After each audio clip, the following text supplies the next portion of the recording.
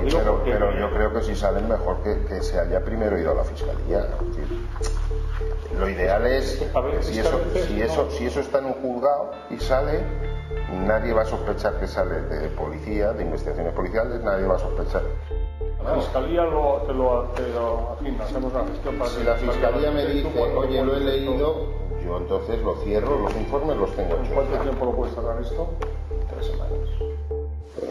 El presente lo vemos a Me parece bien, pero eso es lógico, es una relación de gobiernos, evidentemente. No, pero vamos a empezar bien. Su mano derecha no sabe lo que hace su mano izquierda.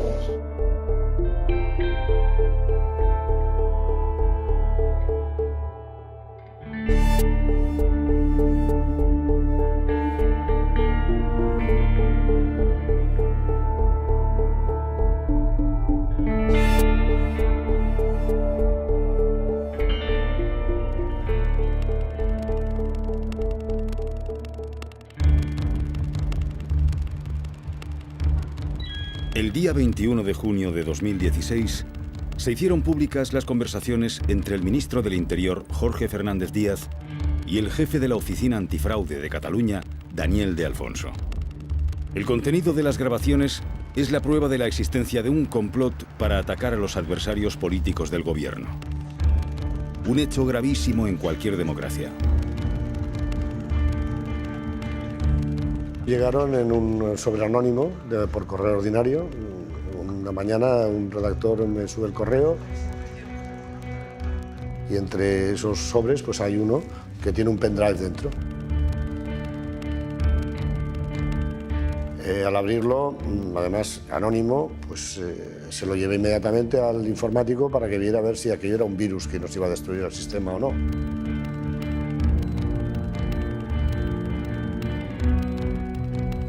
Al escuchar los audios, nos damos cuenta de que los interlocutores son el ministro del Interior, Jorge Fernández Díaz, y el director de la Oficina Antifraude, Daniel de Alfonso, que se presenta.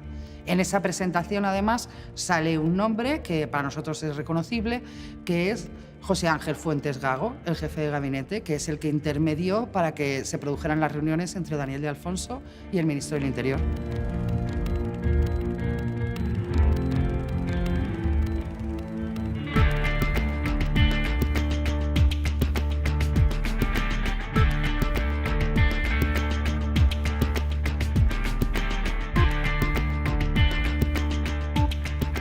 Las acciones persecutorias y antidemocráticas que se deducen del contenido de las grabaciones del ministro Jorge Fernández Díaz con Daniel de Alfonso constituyen tan solo un pequeño testimonio de las malas prácticas y la corrupción en el Ministerio del Interior que ha afectado a políticos, a policías y a simples ciudadanos. Un grupo de destacados funcionarios del Ministerio ha decidido dar su testimonio. Nosotros estábamos informando de ello y al parecer lo estábamos haciendo tan correctamente que el que fuera que remitió esa grabación al diario público consideró que éramos el mejor lugar y sobre todo el que nos atreveríamos a publicarlo.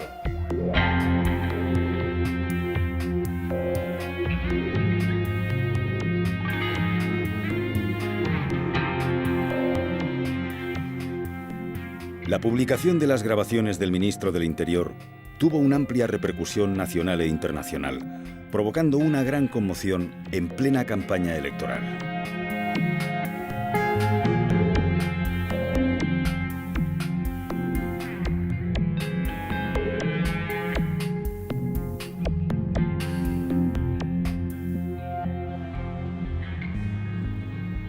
Pero, si me permites, mételo en fiscalía cuanto antes, porque esto es un torpedo. Estoy a tus órdenes. Esto es un torpedo a la línea de flotación. Por Estoy a tus órdenes. A mí considérame como el cabo de tu cuerpo nacional y... Agiliza lo que puedas, mételo cuanto antes. Había poco que deducir tras escuchar las grabaciones. Creo que está todo bastante explícito. Era la prueba de las maniobras que bajo el mandato de Fernández Díaz se estaban haciendo en Interior. Teníamos la prueba de ese caso, que era la Operación Cataluña, pero nosotros ya sabíamos que esas operaciones alegales de Interior se habían practicado en más causas y contra más personas. Octubre de 2014. Las conversaciones entre el ministro y de Alfonso tienen lugar unas semanas antes de la consulta sobre la independencia en Cataluña.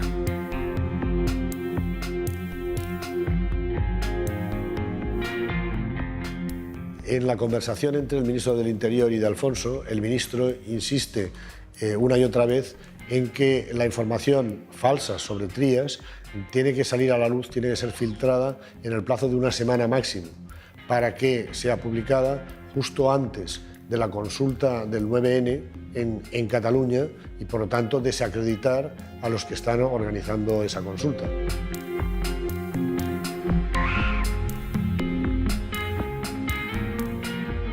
¿Esta información que allí te ha llegado? ¿Sabías puede saber algo de eso? Xavier Trías no sabe ni esto. Ni esto.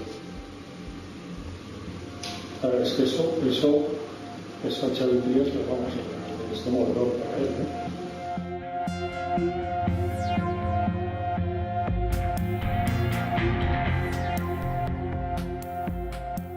A mí me ha llegado una información, pero no la tengo contrastada. Te lo digo, no te lo iba a decir. Pero me han dicho que Xavier Trías tiene una cuenta en el extranjero con alrededor de 12 millones de euros.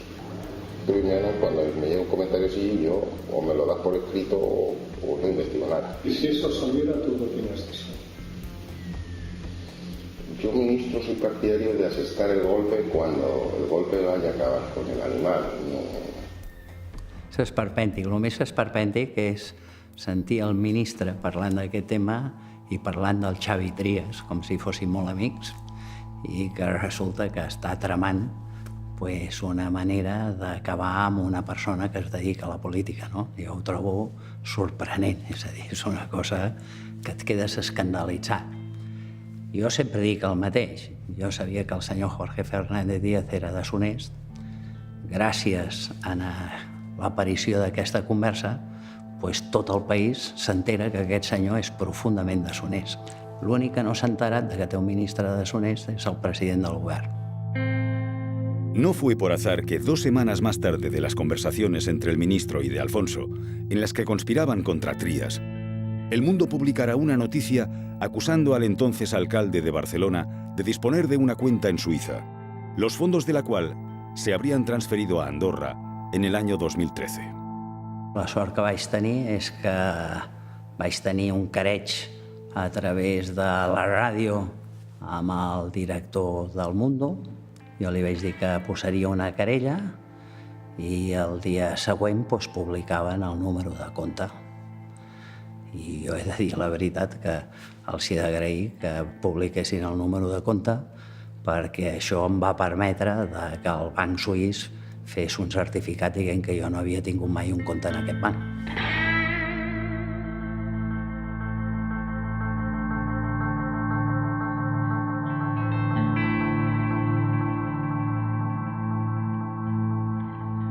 El caso de Trías es realmente paradigmático del modus operandi de la brigada política de Fernández Díaz, puesto que lo primero que se hace es una investigación prospectiva intentando descubrir algo contra determinados políticos.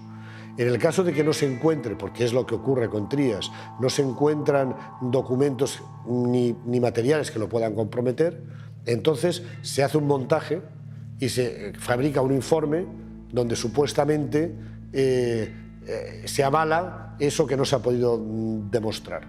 Ese informe apócrifo de la UDEF, con membrete pero sin firma, es el que a continuación se filtra a los medios de comunicación afines para que estos levanten un escándalo de grandes titulares y después el sindicato, mal llamado sindicato Manos Limpias, a continuación lo judicializa planteando una querella en base a esas informaciones viciadas, esas intoxicaciones periodísticas. Manos Limpias actuaba después de la publicación de los supuestos informes policiales en prensa. Pero, ¿cómo llegaban estos informes a manos de los periodistas? ¿Quién los filtraba? La respuesta a esa pregunta se encontró en el sumario de otro caso, el del pequeño Nicolás. El pequeño Nicolás, un estudiante de Derecho que se hacía pasar por agente del CNI y emisario de la Moncloa, fue detenido el 17 de octubre de 2014. 3 días más tarde, Asuntos Internos y el CNI se reunieron para hablar del pequeño Nicolás. En esta reunión que tenemos el día 20 de octubre, estamos informando al CNI que hemos detenido a Nicolás y que le hemos ocupado documentación firmada, entre comillas firmada, es decir, falsificada, con la firma del director del CNI y que se ha utilizado para una estafa.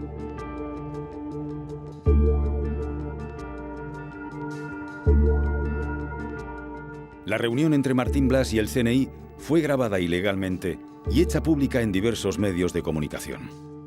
En la justicia siempre hay que confiar, pero bueno, siempre hay que tener tus ases en la manga. Muchas gracias y buenos días.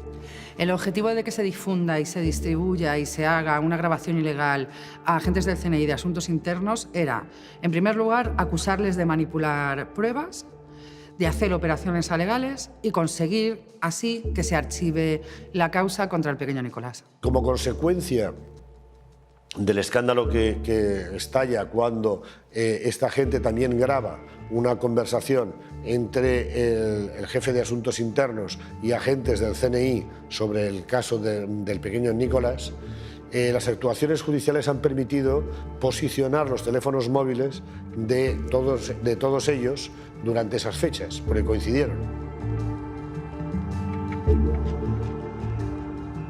El sumario del caso Nicolai revela las relaciones entre algunos medios de comunicación y la policía en los días previos a la publicación en El Mundo del informe apócrifo sobre Xavier Trias. ¿Qué nos dice el sumario? Que en ese periodo la cúpula policial estuvo en contacto permanente con los periodistas del Mundo.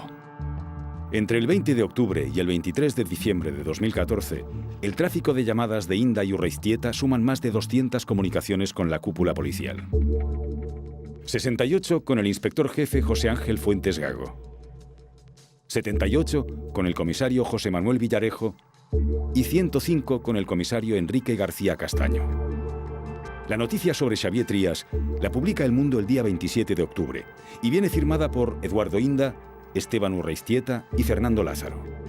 Se publica justo 13 días antes de la consulta sobre la independencia, tal y como pedía el ministro en su conversación con De Alfonso. ABC recibió la misma información sobre la supuesta cuenta de Trias y no la publicó por no considerarla fiable. Des de que en Xavier Trias diu que votarà independència i des de que el Xavier Trias se'n va a Nova York i es troba amb el senyor Bloomberg i el senyor Bloomberg fa una editorial no a favor de la independència, però sí dient que no entén l'actitud del govern central envers Catalunya, doncs jo crec que comença una certa persecució. A mediados de noviembre de 2016, el juez que instruía la querella presentada por Xavier Trias contra Eduardo Inda, Esteban Urreiztieta y Fernando Lázaro apreció caracteres de delito en la actuación de los periodistas. Los periodistas de El Mundo dejaron muy claro ante el juez que la información que publicaron sobre Xavier Trias procedía del Ministerio del Interior. Ells es basen en unes informacions que han rebut, que són falses, i ells han d'intentar explicar que són verdaderes, no? O que ells se les han cregut, perquè tenien base per creure-se-les. Jo, sincerament, no entenc que es pugui tenir bases per creure-se-les quan fas una informació que, doncs, el número de compte teòric que jo tinc a Suïssa, que és fals, que és una cosa bastant fàcil d'acreditar, no? És a dir, que no sé qui els hi passa la informació, però és una informació bastant penosa, no?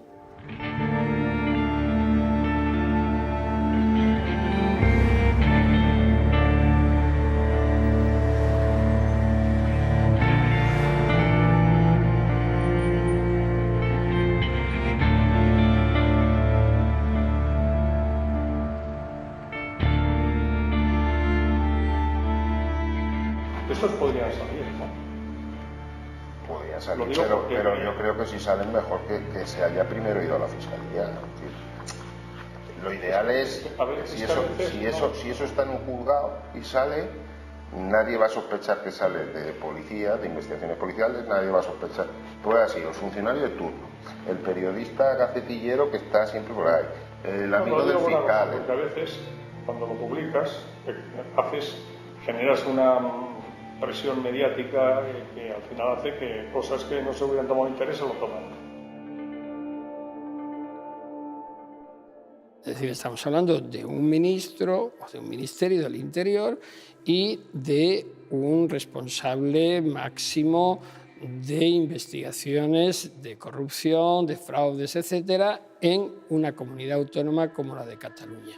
Las comunicaciones que ahí se hagan entre ellos son oficiales. Aquí no hay secretos oficiales, es decir, no puede haberlos. Por tanto, la comunicación siempre tendría que ser contrastada y si se habla de actividades ilícitas debería de dar lugar a un procedimiento. Si por el contrario lo que aparece es que parece que hay cosas raras, artimañas, o cómo vamos a hacer, o yo voy a hacer, o yo te aviso, para mí podría tener contenido delictivo.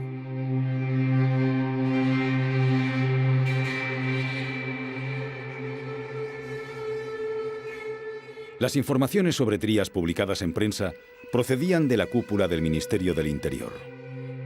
¿Pero qué miembros estaban implicados?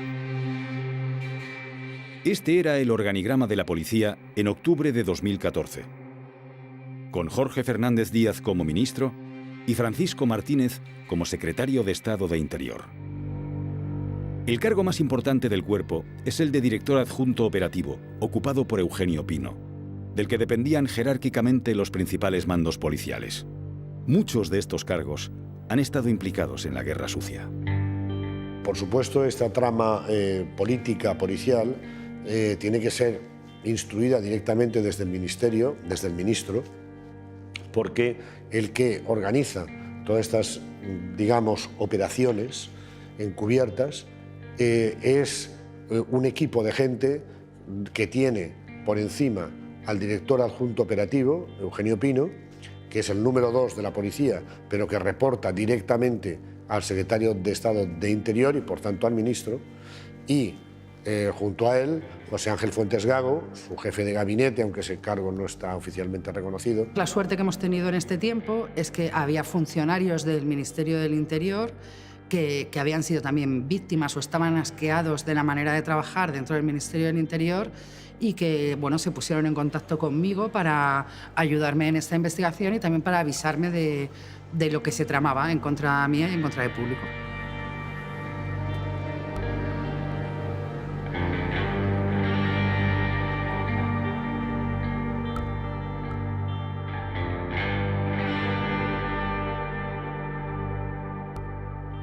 La decisión ahora de salir en una entrevista y denunciar, ¿no?, si se puede llamar así, la situación actual que está aconteciendo en la Dirección General de la Policía, básicamente es por la manipulación política que dicha institución ha hecho últimamente, ¿no?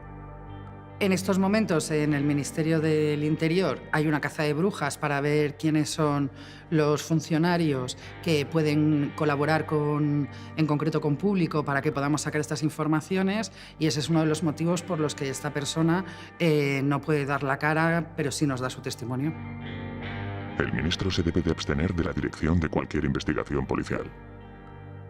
El ministro, su competencia es la coordinación y dirección, pero a un nivel no tan concreto de investigaciones a la carta, por decirlo de alguna manera, ¿no?, por un interés partidista. Sin duda que el propio ministro del Interior esté dirigiendo una brigada política para desprestigiar, para hundir a los rivales políticos del partido en el poder, es el mayor escándalo que ha habido en democracia.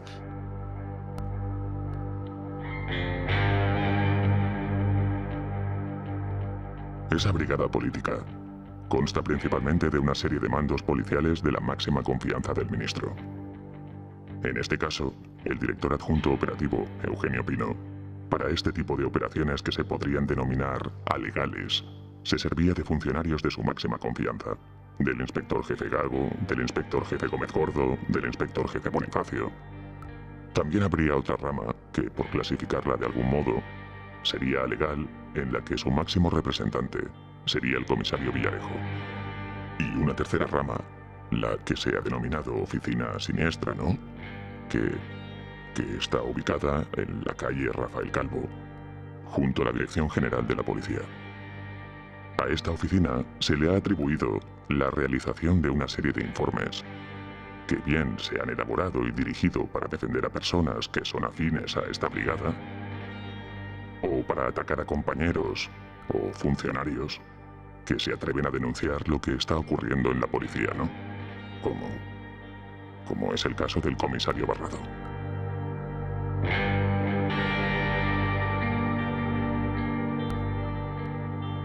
En mis 40 años de policía, o 41, en la vida había visto yo, ni había sospechado, ni lo he visto, que hubiera un grupo de policías que se dedicara a proteger a los malos en contra de las víctimas de los delitos.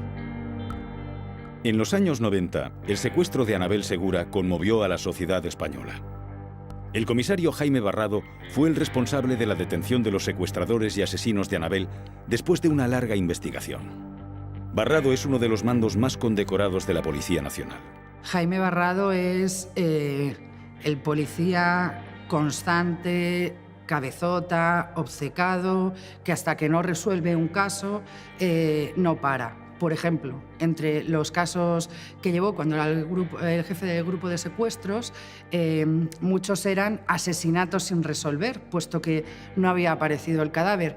Pues a día de hoy, casi 20 y 30 años después de esos casos, él sigue en contacto con las familias y sigue dándole vueltas a los casos para ver cómo se puede pues, finalmente acabar lo que en su momento él no pudo concluir. Los políticos no son las únicas víctimas de las maniobras del Ministerio del Interior. Jaime Barrado sufrió represalias durante su investigación del caso Interligare. Interligare era la investigación de la corrupción policial. Eran 3 comisarios que habían estado metidos en empresas y habían dejado de pagar o habían dejado de cumplir con sus obligaciones con la hacienda pública y con la seguridad social.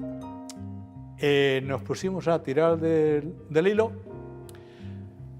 hasta que descubrí que los malos estaban siendo advertidos por José Luis Olivera Serrano, que era mi jefe más inmediato. Barrado propuso la detención de los 3 comisarios implicados. A los 3 días le cesaron. El nuevo destino de Barrado fue la comisaría de Chamartín. En esta comisaría se topó con el caso de acoso, amenazas y agresiones a la doctora Elisa Pinto. La dermatóloga denunció acoso de carácter sexual y amenazas por parte de Javier López Madrid.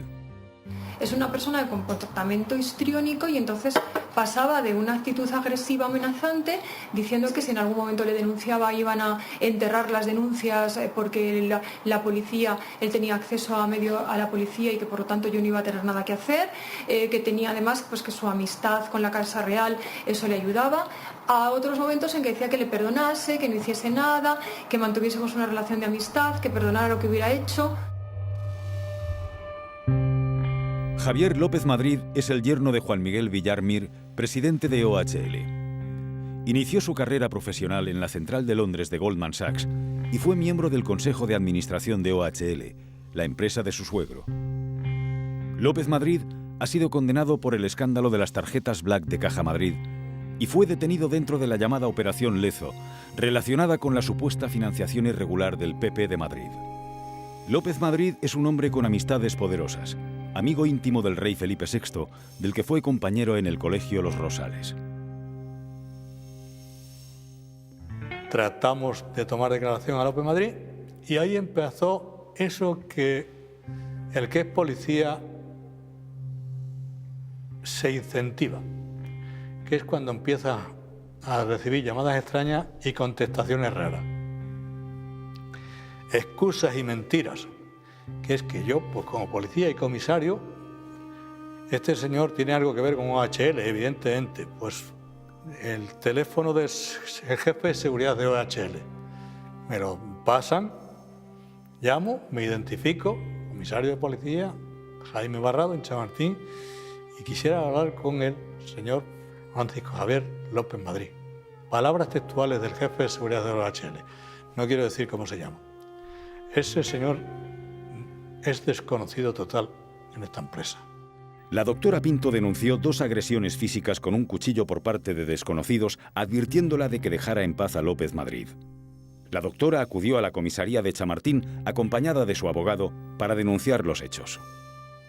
Preparo un juego de fotografía, lo que hacemos todos los policías, para realizar un acta de reconocimiento fotográfico, que es la previa para que nos asegure.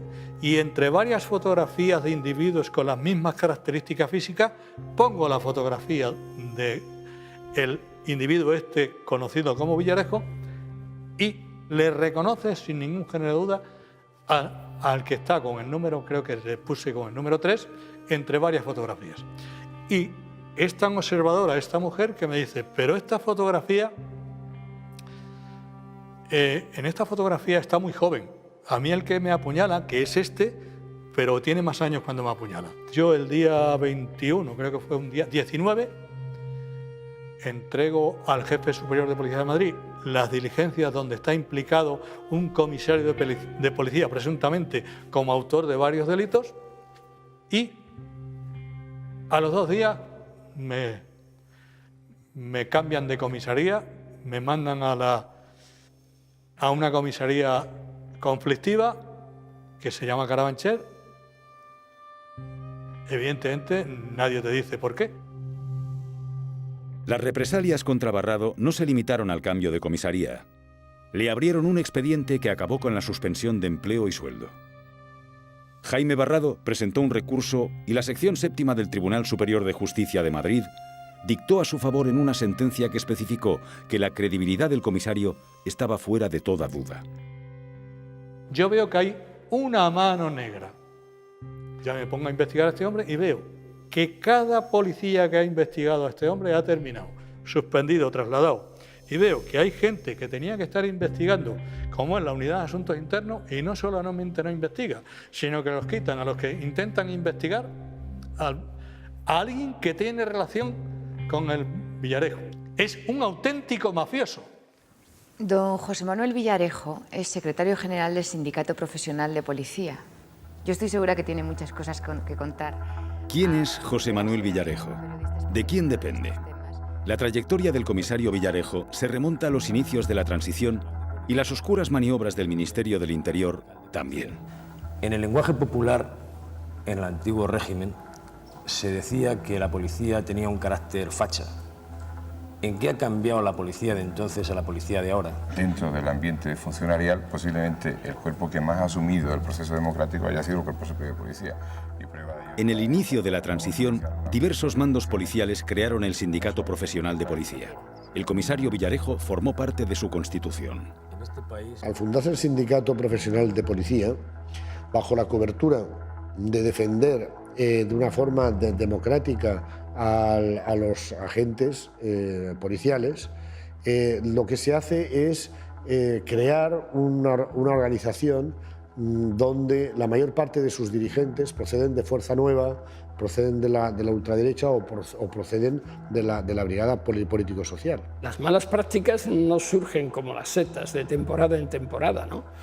Es decir, vienen de atrás, hay una cepa, ¿no?, de la cual luego surgen las hijuelas, ¿no? Entonces, evidentemente, esto venía de bastante atrás. En el año 1983 se produce el secuestro de Segundo Marey. 2 años más tarde, un atentado en un bar de Bayona acababa con la vida de 4 presuntos miembros de ETA. Los autores eran los miembros del GAL, Grupos Antiterroristas de Liberación. Finalmente se descubrió la vinculación de los GAL con la policía y con altos mandos de Interior. Volver la vista atrás en el caso de los GAL es aleccionador porque nos muestra cómo las malas prácticas que se dieron durante el juicio son muy parecidas a las que se dan en la actualidad. Yo fui uno de los abogados que defendí los GAL. Yo llevaba a 4 comisarios, Miguel Planchuelo, Julio Hierro Moset, Francisco Saido Ceja y Jesús Martínez Torres. Después también estuve llevando a otros 2 inspectores, Luis Gens y Francisco Corujo, que estuvieron involucrados en el tema del GAL.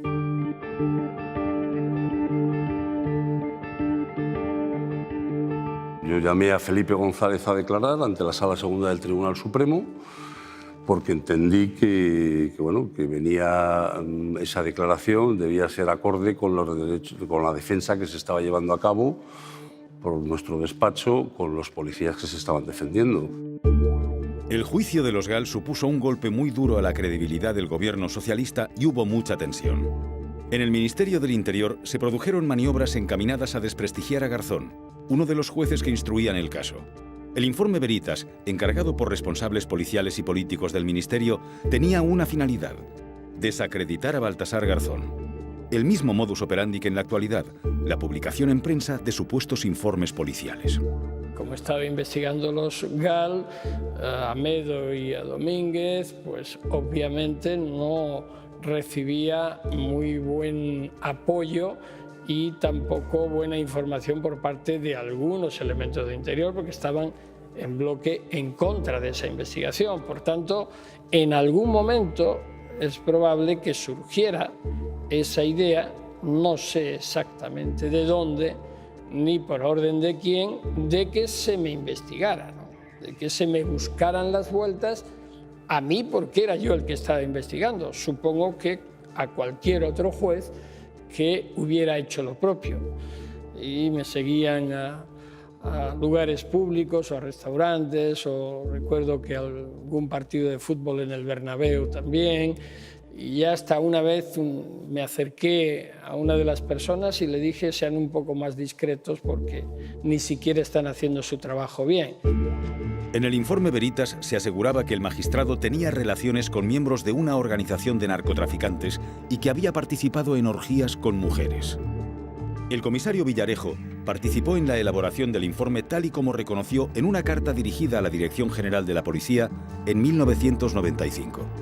Esto entraba dentro de esa mala visión del Estado que algunas personas tienen.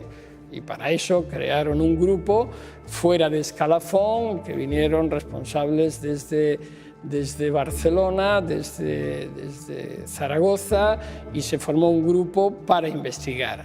Y yo le dije a la secretaria de Estado, digo: sé que estáis haciendo esto. Ella me dijo: yo no soy. Digo: bueno, pues o eres tú o es Juan Alberto Belloc, porque no se forma por arte de magia esto.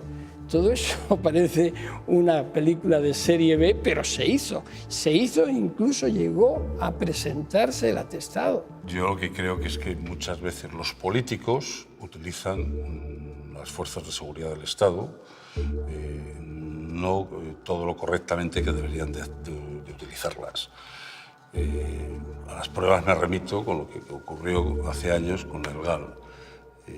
Que hubo una serie de políticos con una serie de intereses y utilizaron a los funcionarios del Estado. Lo que quiero decir es que el informe Veritas era el síntoma de una enfermedad corrosiva interna cancerígena, que era la mala praxis de los servicios de información, contrainteligencia, de un modo de hacer y de actuar desde aparatos del Estado que estaba corrompido en sus propias bases.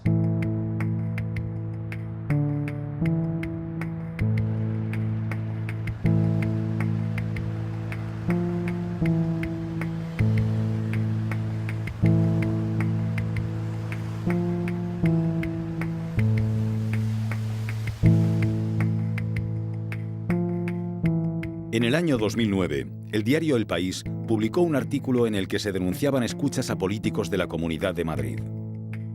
Era la primera vez que salía a la luz un caso de uso de fondos públicos para espiar a rivales políticos. En esa trama estaban implicados algunos de los personajes que han configurado la brigada política durante el mandato de Jorge Fernández Díaz. Uno de los presuntos espiados ha sido Manuel Cobo, mano derecha del alcalde de Madrid. Gallardón dijo anoche en el programa 59 Segundos que hay muchas preguntas que contestar. Queremos saber quién investigó, quiénes son las personas que realizaron esa investigación, no lo sabemos. Queremos saber quién ordenó esa investigación, no lo sabemos. Queremos saber a quién se dio cuenta de esa investigación, no lo sabemos. Los supuestos espionajes se produjeron entre abril y mayo de 2008 en plena batalla por el poder dentro del PP, tras la segunda derrota consecutiva de Mariano Rajoy en las elecciones generales. Algunos de los espiados, como Prada y Cobo, se habían alineado con Rajoy en la disputa silenciosa que mantenía el presidente del PP con Esperanza Aguirre. El País acusó a diversos guardias civiles de estar implicados en las escuchas y seguimientos. Los guardias civiles han negado siempre su participación en los hechos y se consideran víctimas de una conspiración.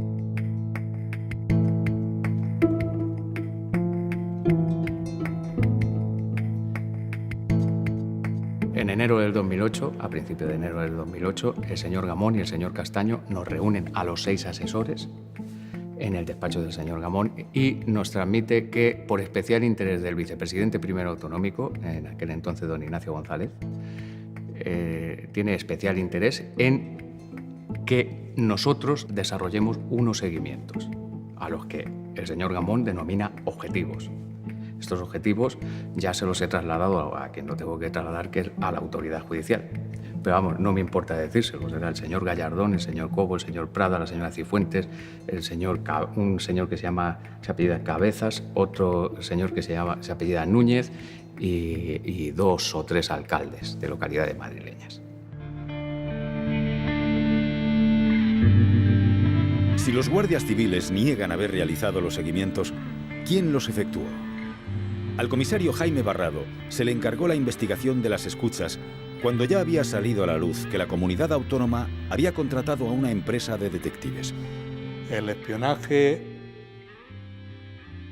lo practicaban personas, que esas personas cobrarían dinero, utilizarían coches, teléfonos, eso vale dinero y ese dinero pues saldría de las arcas públicas, con lo cual era malversación de fondos públicos. Una de las cosas que es anecdótica que descubrí en delincuencia económica es que los ladrones roban, los políticos y la gente importante no roban. Ya van cambiando la terminología del verbo. Malversan, caudales, desvío de fondos. Los desvíos siempre se desvían para el mismo sitio. El comisario Jaime Barrado debe de tener clarísimo lo que hay aquí. O sea, él debe de saber que esto es una porquería. Y tampoco creo que no sospeche que los seguimientos reales estaban en Método 3 y no en nuestras personas.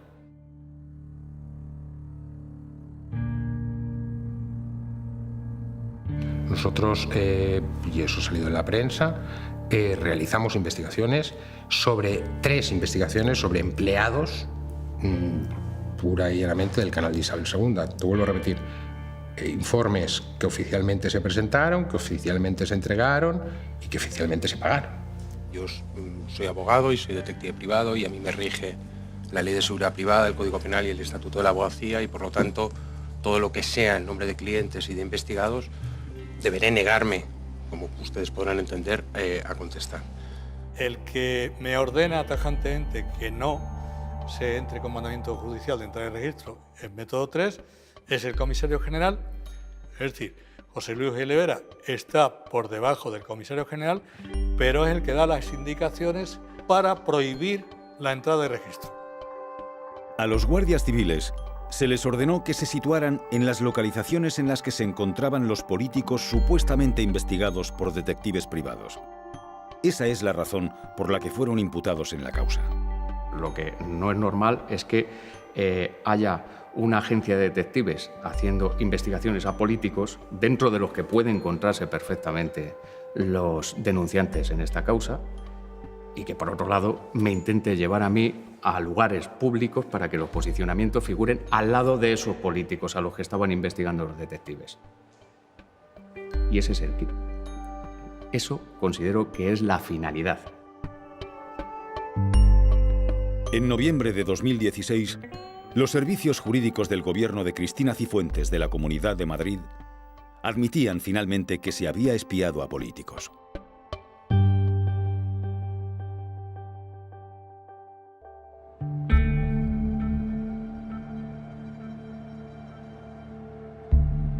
Hemos visto cómo el comisario Villarejo está presente en muchas de las tramas que hemos narrado hasta ahora.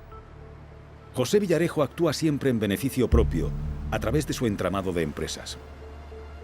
En enero de 2013, el comisario Villarejo ofreció sus servicios extrapoliciales a Ignacio González, cuando éste ocupó la presidencia de la Comunidad Autónoma de Madrid. En una grabación que dio a conocer El Mundo, los comisarios Villarejo y Enrique García Castaño se ofrecen a tapar el asunto del ático a Ignacio González. El papel del comisario Villarejo dentro de la policía es siempre muy dudoso, siempre aparece relacionado con operaciones muy dudosas, nunca firma sus informes, no se sabe a qué unidad está escrito, no sabemos de dónde viene la información que aporta, nunca la va a ratificar a un juzgado. Lo que sí que parece es que sus empresas privadas han estado relacionadas con muchos casos que había diligencias abiertas dentro de la policía, lo que es algo bastante extraño, si no irregular. Según revelaron El País y Público, el entramado de empresas de José Villarejo suma varios millones de euros.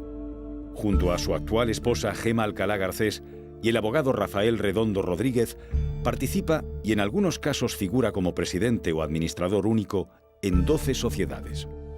En una grabación que publica un medio que se llama Público, pues aparece una grabación del propio comisario Villarejo en donde presume o dice o manifiesta que tiene relación con empresarios, con jueces, con fiscales.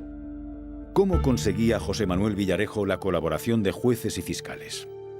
Schola Juris, una sociedad vinculada al comisario Villarejo, está dedicada a impartir másters para estudiantes de Derecho. Sus profesores son altos mandos de la policía, de la Guardia Civil y, sobre todo, magistrados y fiscales. Como Manuel Mois, nombrado por el PP fiscal anticorrupción, o José Manuel Maza, magistrado del Tribunal Supremo, nombrado por el PP fiscal general del Estado. Las actividades lucrativas de Villarejo se sobreponen y confunden con sus acciones en la brigada política, como es el caso de sus movimientos en la llamada Operación Cataluña.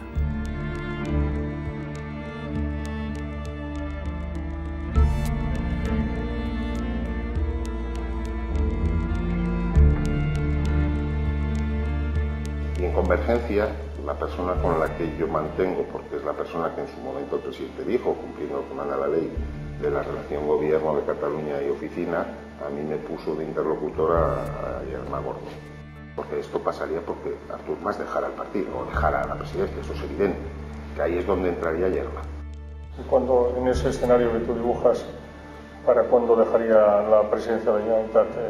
Bueno, es que si se consigue forzar el año y medio que queda de legislatura, en las próximas elecciones él ya habrá dimitido, habrá un nuevo secretario general.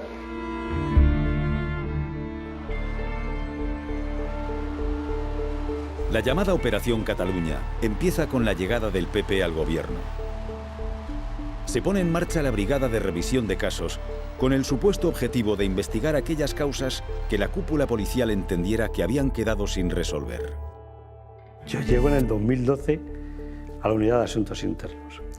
A finales del 2012, digamos septiembre, octubre del 2012, el director adjunto operativo me dice que hay unos asuntos que están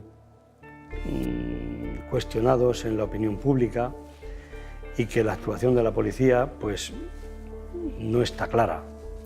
Esos asuntos son el caso Faisán y el 3%. Son cosas que están en la prensa a diario. Uno de los asuntos que se quería reactivar era el caso Palau y todo lo relacionado con Jordi Pujol y Convergencia.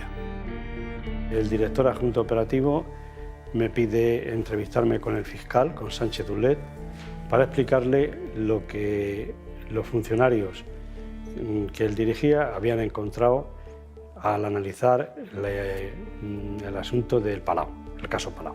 Bien, entonces me pide que venga a Barcelona a entrevistarme con el fiscal. Vinimos, nos entrevistamos con Sánchez Dulet, estaba presente otro fiscal, Fernando Bermejo, y simplemente me limité a decir que unos funcionarios habían analizado el caso Palau y que había una vía posible de investigación, continuando con el nuevo tesorero que era Óscar Escrig. Ahí quedó todo. Sí que es cierto que uno de estos mandos, como fue el comisario Martín Blas, para reactivar este caso, se desplazaron a Cataluña en compañía del comisario principal, José Luis Olivera, para hablar con el fiscal y reactivar precisamente esa investigación por blanqueo. Es curioso, ¿no?, que siendo el competente Marcelino Martín Blas, también le acompañara un comisario que a priori nada tenía que ver con esta brigada, ni nada tenía que ver con la unidad de delincuencia económica y fiscal. La actuación de los policías motivó una queja formal del Consejo Fiscal, en la que se rechazaba la irregular actuación de los funcionarios. Marcelino Martín Blas es una persona que se creyó lo que en su momento le proponía el comisario Eugenio Pino, de que la unidad de asuntos internos realmente se iba a encargar de lo que se tenía que encargar, de asuntos internos, ¿no?, y de investigar a funcionarios de policía, que se creyó también que la brigada de revisión de casos que ponían en sus manos iba a servir para realmente ir más allá de donde había podido ir la justicia, pero siempre dentro del marco de estudiar los temas y ver qué vías legales había para reabrirlos, y que en un momento determinado se da cuenta de que lo que están haciendo es alegal. Unos meses más tarde de la constitución de la Brigada de Revisión de Casos, El Mundo publicó un supuesto informe de la UDEF en el que se acusaba a Jordi Pujol y a Artur Mas de disponer de cuentas en Suiza. La noticia se publicó en plena campaña de las elecciones autonómicas catalanas, las primeras en las que Convergencia pedía el voto por el derecho a decidir. Jorge Fernández Díaz compareció ante una comisión parlamentaria en la que declaró no conocer la autoría del supuesto informe de la UDEF, responsabilizando al Sindicato Unificado de Policía de su difusión. No es posible por el momento concretar cualquier responsabilidad en su elaboración y difusión dentro del ámbito del Cuerpo Nacional de Policía, sin perjuicio del expediente disciplinario incoado contra el secretario general del Sindicato Unificado de Policía. En aquel libro, en el método confidencial, yo me preguntaba cómo el ministro del Interior no puede saber quién ha realizado el informe de la UDEF, no el que lo firma, sino quién estaba detrás de todo eso, si yo, en 3 meses para escribir ese libro, descubro quién está detrás. Te pongo un ejemplo, ¿no? El comisario Villarejo busca a 2 testigos para elaborar el controvertido informe Pujol. Uno de los testigos es Victoria Álvarez y utiliza una identidad ficticia que ha salido en los medios de comunicación, como es la de Javier Hidalgo, JJ Hidalgo, bajo la profesión de periodista, ¿no? Y otro testigo es Javier de la Rosa, con quien utiliza otra de las identidades supuestas que utiliza para contactar con este testigo, como es la de Manuel Pérez Villar, bajo la profesión de abogado.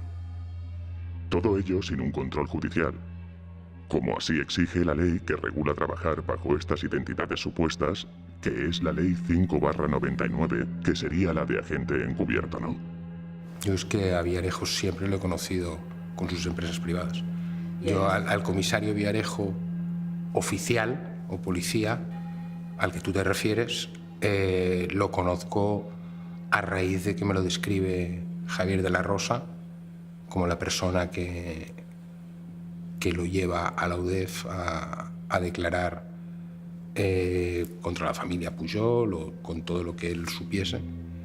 Y entonces, cuando me lo describe ahí, me doy cuenta que es el Pepe Villarejo que yo había conocido en sus empresas privadas.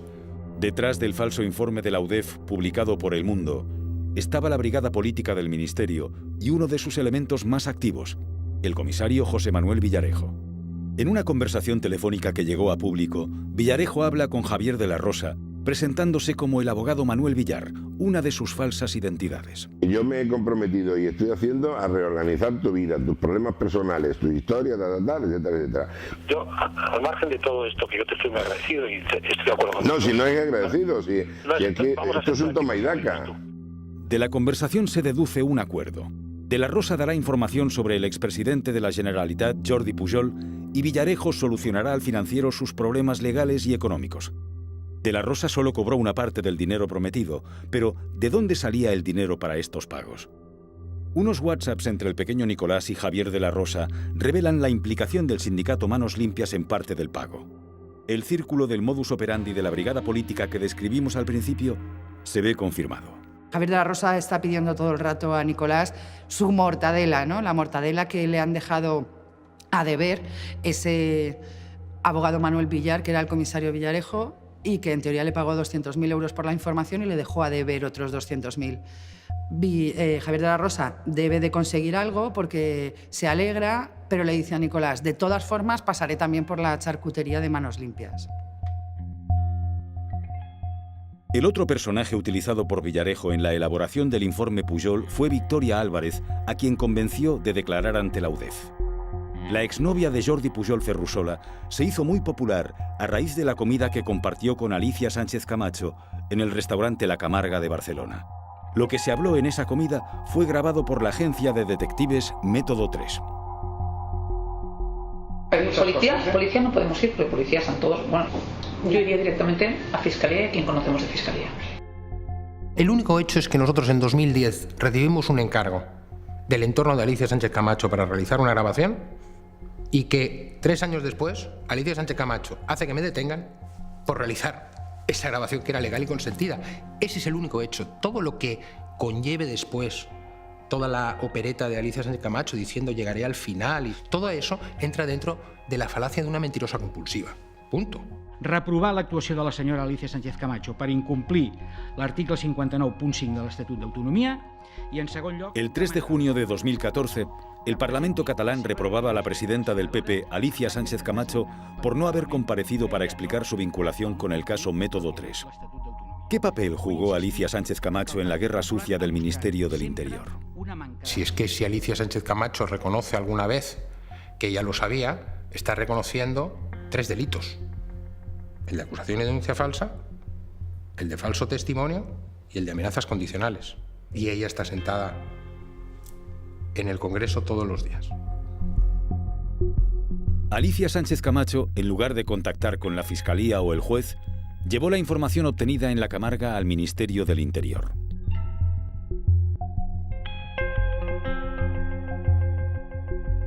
Jorge Moragas, que conocía a Victoria Álvarez de su época escolar, la animó a declarar en unos WhatsApps. Victoria Álvarez, en una conversación con Villarejo, habla de su relación con Moragas. A Moragas sí que le he mandado una serie de mensajes esta mañana, ¿eh? Digo, mira, me había equivocado creo que con Alberto, pero siguen estando ahí. Le he dicho, digo, como demuestren y piensa que la prensa... yo no sé nada de este circo y además dice, y el único perjudicado soy yo. Digo, vete a la mierda, tú de perjudicado no tienes nada. ¿Vale? Pero ¿te ha contestado Moragas, por lo menos? Soy yo. ¿Te ha contestado él? ¿Te ha contestado Moragas, por lo menos? Sí, me ha contestado. Me ha contestado 2 o 3 mensajes. Por lo menos tiene la ventaja. Espero no defraudarte, presidente. Estar a la altura de las circunstancias, como siempre tú dices.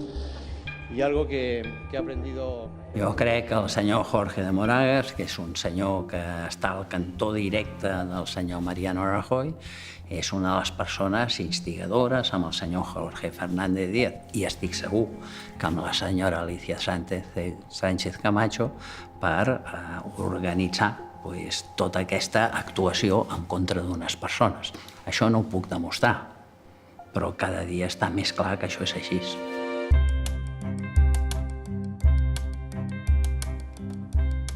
Si fuera en la banca privada de Andorra, si fuera en esa sería una buena cosa, porque Higini Cierco, que buen amigo, Higini tiene miedo de que se le rompa su tema del Banco Mar. Y él estaría dispuesto a robar. Yo no sé en qué banca es. Transferido a Andorra, sí. No sé en qué banca, tampoco hay mucho de Andorra. La información de Victoria Álvarez sobre los Pujol apuntaba a cuentas millonarias en Andorra, y la brigada política se centró en obtener esa información con múltiples presiones. El 10 de marzo de 2015, el FinCEN emitió una nota sobre supuestas irregularidades en la banca privada de Andorra, cuyos accionistas mayoritarios eran los hermanos Cierco. El FinCEN es una agencia del Departamento del Tesoro norteamericano que investiga operaciones financieras relacionadas con el crimen organizado.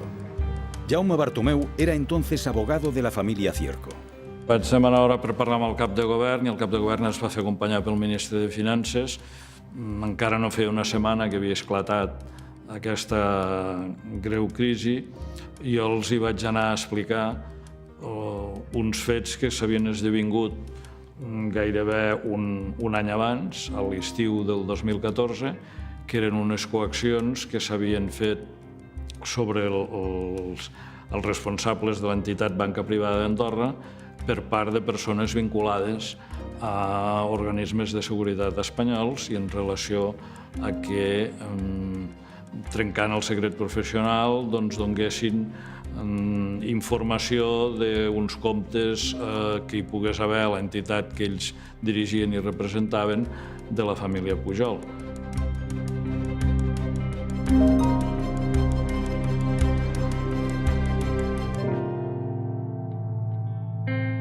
El FinCEN acabó retirando su acusación después de valorar positivamente las acciones emprendidas por el gobierno andorrano sobre BPA. Unos meses más tarde, los hermanos Cierco presentaron una denuncia ante la justicia andorrana sobre supuestas presiones de la policía española para obtener información sobre las cuentas de la familia Pujol. Higini Cierco prestó declaración ante la jueza andorrana. Al maig del 2014, Celestino Barroso, agregat d'Interior de l'Ambaixada d'Espanya a Andorra, em telefona i em indica, sisplau, si el podria rebre amb urgència. I em diu, sisplau, em torna a insistir de la necessitat de veure unes persones a Madrid, de lo contrari el banc morirà. Quin banc? Banco Madrid o BPA? Tots. Diu, el banco morirà. Joan Pau Miquel, consejero delegado de BPA, se reunió con Celestino Barroso en Andorra y posteriormente acudió a la reunión en Madrid con un miembro de la policía española. Està el Fèlix, telefona al Sant Pau, i li diu que es troba en el hall del Villamagna de Madrid. Es troba en el hall del Villamagna de Madrid i el senyor Fèlix resulta ser Marcelino Martín Blas, jefe de Asuntos Internos de la Policía Nacional Espanyola. A Marcelino Martín Blas li demana tres coses. Si tenim comptes de la família Mas, del Mas o de la família Mas, de Junqueras o de la seva família, o del Pujol y de la seva familia. El director adjunto operativo, don Eugenio Pino, me dice, tenemos un empleado de la banca privada andorrana que quiere colaborar. Me presento en el Hotel Villamagna y me entrevisto con un empleado, con un señor. Yo no sé quién es, pero yo me identifico, y él se identifica, pues sí. Bueno, y simplemente le pregunto, ¿me tienes que decir algo? Me dice, no tengo nada que decirte. Entonces me sorprende y digo, bueno, pues, ¿entonces qué hacemos aquí? Pues no lo sé. Pues hasta luego, encantado. Y ahí queda todo. La situación se desbloqueó con la intervención del abogado José María Fuster y Fabra, amigo de Higini Cierco y de Martín Blas, que invitó a ambos a la boda de su primo. También acudió Eugenio Pino. En el banquete se reunieron todos en la misma mesa. Higinio presume en esa reunión de que él es muy español y que a su familia le llaman los españoles en Andorra y que pues, todo lo que sea colaborar con la justicia de España y tal, que le parece muy bien, en fin. Higinio Cierco se viene a mi lado, me dice que, hombre, que él no sabe quién tiene cuenta en su banco, que él es un banquero que maneja fondos de sus clientes, que es una banca privada, que no paga facturas, pero que es lo que nos interesa. Que Jean Pau me lo puede decir. Si esto fue, la boda creo que fue el 26 de junio, pues a lo mejor el 28, el 29 de junio, el 30 de junio, pues me vuelvo a reunir con Jean Pau. En aquell moment, el Jean Pau Miquel entrega el que vostès coneixen com a pantallazo del mundo amb el Marcelino Martín Blas, en els quals apareixen el nom de la mare i tots els fills, que pugen 4,5 milions d'euros bancaritzats. És a dir, la informació que surt al mundo la facilita el Joan Pau. La facilita el Joan Pau. Me parece que eran 2 cuentas o 3, no recuerdo, pero recuerdo que una era del expresidente, del señor Pujol, una de su señora, y me parece, no recuerdo bien, pero que otra a nombre de una hija. Pero la cantidad era muy pequeña, estamos hablando de 1,5 millones de euros o una cosa así. Y me lo da en un papel, son 3 líneas, el número de cuenta y la cantidad. El titular, el número de cuenta y la cantidad. Y eso es lo que le entrego a Eugenio Pino. Mira, y entonces me pregunta, ¿pero esto es todo? ¿Esto es lo que te ha dado? Pues mira, esto es lo que me ha dado. Sembla que els comptes que es van donar a l'estiu del 2014 i les xifres que hi havia en aquests comptes no satisfeien a qui ho havia demanat i algú es pensava que les xifres havien de ser multiplicades per molt més amunt del que eren i per això ho devien buscar, ¿no? Los intentos de encontrar más cuentas de los Pujol en la banca privada de Andorra continuaron después de la entrega del pantallazo. Mira, un moment donat, algú que no em consta que fos la Fiscalia andorrana deixa entrar a Andorra i dins d'Andorra a les oficines centrals de BPA a uns organismes policials espanyols que actuen, suposem, sota instruccions de la Fiscalia espanyola i mitjançant el procediment informàtic de buidat dels arxius s'emporten tots els arxius de tots els comptes dels clients de banca privada d'Andorra. Això jo crec més gros que això, més fort que això, crec que ja no ho trobaríem, no? La actuación de los cuerpos de seguridad españoles en el vaciado de las cuentas de BPA es un atentado al secreto bancario y una vulneración a la soberanía de un Estado vecino. A raíz del pantallazo de El Mundo, Jordi Pujol hizo una declaración pública inculpatoria en la que afirmó tener dinero en Andorra sin regularizar, procedente de una herencia de su padre. La autoinculpación de Pujol conmovió a la sociedad catalana.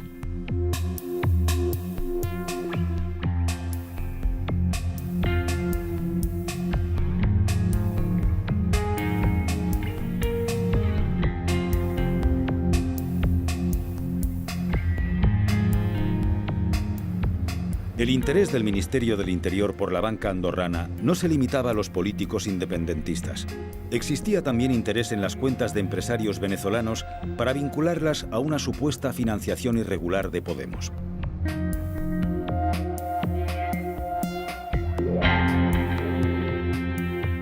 A mí se me interviene el teléfono dentro del marco de la Operación Clotilde, hoy conocida como causa Petrov por los medios, y esto sucede entre básicamente noviembre del año 2012 y marzo del año 2013.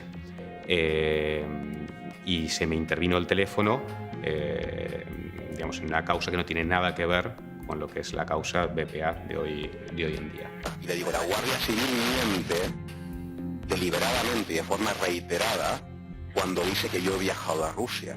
La Guardia Civil...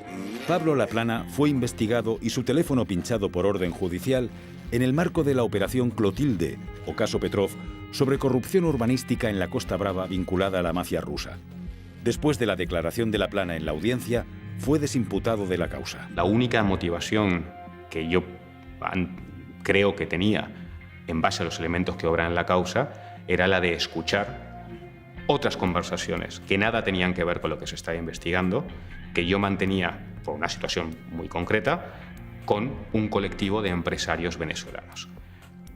Al atacar a Venezuela utilizándome como excusa, se desprestigia a Venezuela y por la asociación Venezuela-Podemos, por extensión, se desprestigia a Podemos.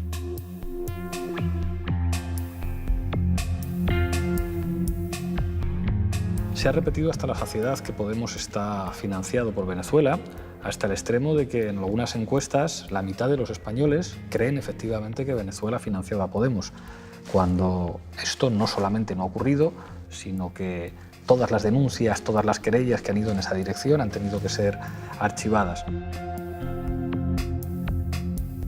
El 12 de enero de 2016 se desveló el famoso Informe PISA, acrónimo de Pablo Iglesias Sociedad Anónima. El informe estaba atribuido a la Unidad de Delincuencia Económica y Fiscal, la UDEF, de la Policía Nacional. Entre las informaciones que contenía el dossier, se acusaba a la productora de Pablo Iglesias de recibir en 2012 dinero de Irán a través de Hispan TV. Sin embargo, el programa Fort Apache no comenzó a emitirse en dicho medio hasta 2013. Es que es lo que hace INDA y lo que hace OK Diario, digamos todos los medios que dan espacio a INDA, es gravísimo, al menos por dos razones. Primero, presenta documentación falsa, presenta documentos falsos, a documentos que se manipulan, y nosotros hemos presentado las correspondientes acciones judiciales. Pero es que además después, cuando le denunciamos, dice que vaya a declarar el jefe de la policía.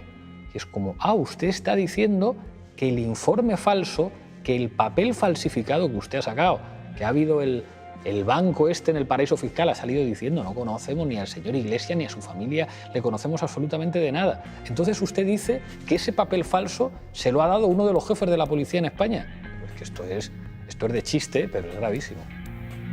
Si en un informe policial no está en papel policial, no tiene registro de salida y no está firmado por policías con su número de carnet profesional, eso es una chapuza. Y si el informe PISA, por supuesto informe PISA, que yo no lo he visto, pero parte de una información que no está suficientemente registrada y tramitada, eso no sirve para nada. Eugenio Pino, el número 2 de la policía, se querella contra Público y contra mí por calumnias al desvelar que había mantenido reuniones con Eduardo Inda para filtrarle el informe PISA contra Podemos y marcar las fechas de publicación. La jueza decidió archivar la causa porque veía que nosotros llevábamos razón. Pino recurre y la Audiencia Provincial dice que es verdad, que hay que hacer diligencias de investigación que además se habían pedido y que no se habían hecho. Precisamente era Público quien las había pedido, que eran los posicionamientos de los teléfonos móviles del señor Eduardo Inda y de Eugenio Pino en los días que nosotros dijimos que se reunieron. Y misteriosamente, después de conseguir que se reabra el caso y de que la audiencia diga que hay que practicar esas diligencias, Eugenio Pino decide retirar la querella contra Público. Y llega a Manos Limpias y dice, con toda esta basura que hago, intento presentar una querella. Presentan una querella, otra querella, otra querella, y en todas el Tribunal Supremo les dice no, no ha lugar, no ha lugar, no ha lugar. Bueno, la realidad ahora es que el jefe de Manos Limpias está en la cárcel. El 15 de abril de 2016 se ponía en marcha la llamada Operación Nelson de la Policía Nacional contra Manos Limpias y la Asociación de Servicios Bancarios Ausbank, por extorsión, fraude en subvenciones, estafa y administración desleal. Se decretó prisión incondicional para Miguel Bernard y Luis Pineda.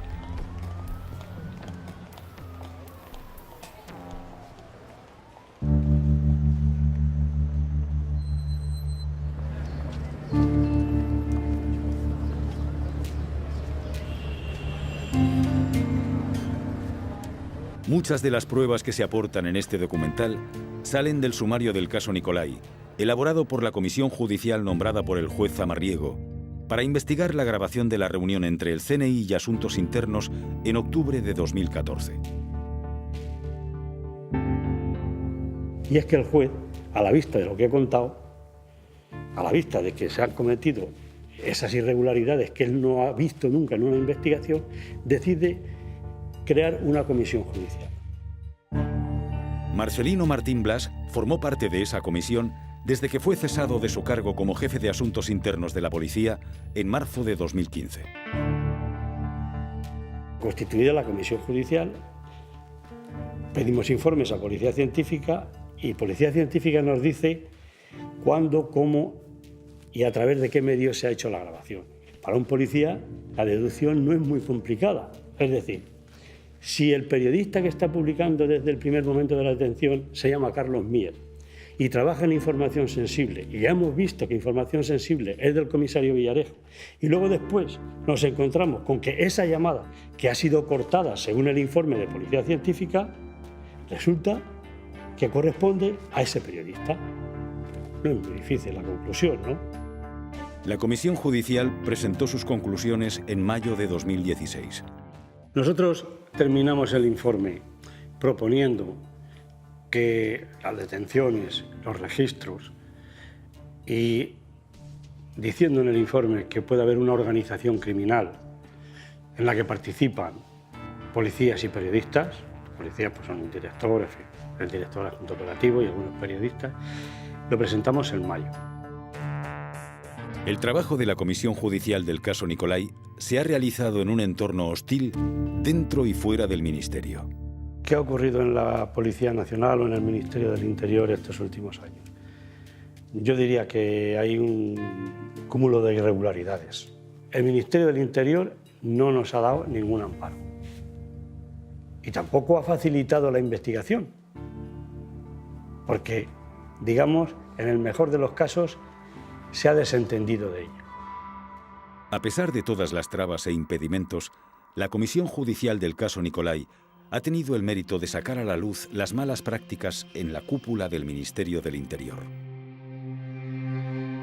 Eso políticamente le hace mucho daño, ¿no? Claro que le hace mucho daño, pero yo eso... ¿Usted tiene conciencia de tener ese punto débil o no? No lo sabe nadie más que José Ángel Gago, mi director de investigaciones, tú y yo.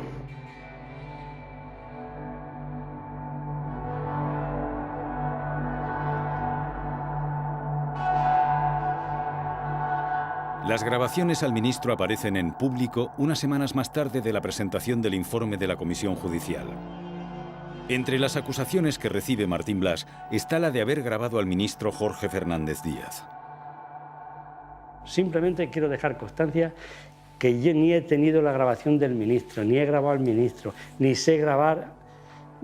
Es que no sé ni cómo funciona una grabadora. Lo digo sinceramente, no sé cómo funciona una grabadora. Ni he estado en el ministerio en esas fechas. Es imposible, es una acusación gratuita. El Ministerio del Interior no ha mostrado demasiada diligencia en investigar las grabaciones de Jorge Fernández Díaz con Daniel de Alfonso. Había dicho el ministro del Interior que nosotros cometíamos una ilegalidad con ello, que éramos unos conspiradores y que se abría una investigación sobre esas grabaciones. Pero nunca nos pidieron la grabación original. En vista de la falta de interés del Ministerio y del ministro del Interior por obtener la copia original de las grabaciones, nosotros acudimos a la Fiscalía General del Estado y las entregamos voluntariamente por si hubiera algo que investigar a raíz de ese contenido. ¿Quién fue el responsable de que se grabara y con qué medios se realizó la grabación? El análisis de las grabaciones, realizado por expertos a solicitud de público, indica que de Alfonso era quien estaba grabando desde algún dispositivo propio, por la manera en que se movía, por cómo entraba y salía del lugar de la reunión y por el contenido. El propio de Alfonso nos reconoce a nosotros que su móvil solamente lo ha entregado a Fuentes Gago, a José Ángel, y por tanto el único que ha tenido acceso a poder instalar algo con lo que grabar desde su móvil es este hombre.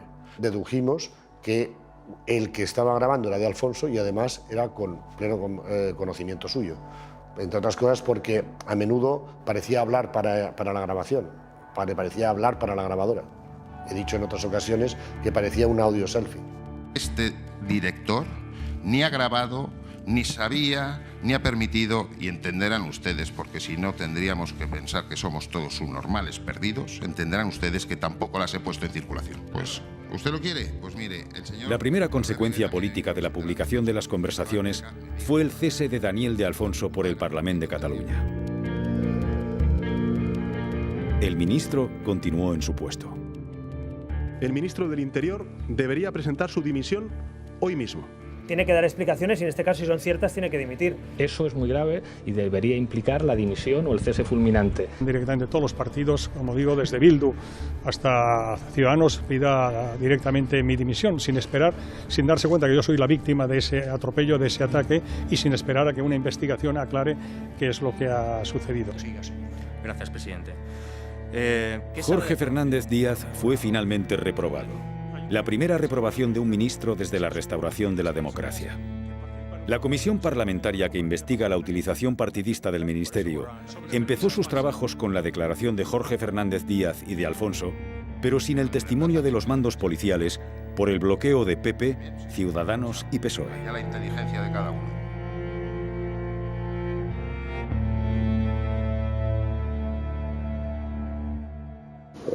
El presidente del gobierno sabe me parece bien, pero eso es lógico, es una relación de gobiernos, evidentemente.